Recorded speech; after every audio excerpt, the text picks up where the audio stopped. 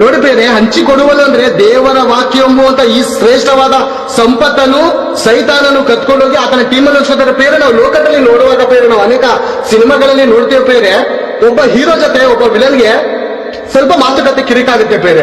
ಮಾತುಕತೆ ಆದಾದ್ಮೇಲೆ ಹೀರೋ ಕೈಲಿ ಆತನ ಒದೆ ತಿಂದು ಹೋಗಿ ಏನ್ ಮಾಡ್ತಾನೆ ಗೊತ್ತಾ ನನ್ನ ಕೈಲಿ ಸೋಸಕಾಲ ಅಂದಾಗ ಅವನ್ಕಿಂತ ಕೆಟ್ಟವರಾದವರನ್ನು, ಅವ್ರಕ್ಕಿಂತ ದುಷ್ಟರಾದವರನ್ನು, ಅವ್ರಕ್ಕಿಂತ ನೀಚ ನಡವಳಿಕೆ ಉಳ್ಳವರನ್ನು, ಅವರಂಗಿಂತ ಮರ್ಡರ್ ಮಾಡಿರುವಂತ ಹೆಚ್ಚು ಜನರನ್ನು ಕರ್ಕೊಬರ್ತಾರೆ. ಯಾಕಂದ್ರೆ ಗೊತ್ತಾ, ಇವ್ನು ಸೋಲ್ಸಕ್ಕಾಗಲ್ಲ.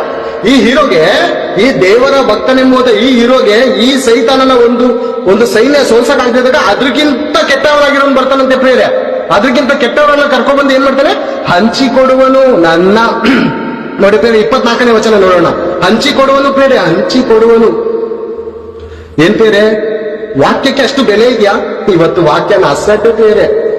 ಬದುಕಿಸುವಂತದ್ದು ಆತ್ಮವೇ, ಆತ್ಮವೇ ಯೇಸು ಕ್ರಿಸ್ತನ ವಾಕ್ಯವು ಎಲ್ಲ ನೀಚ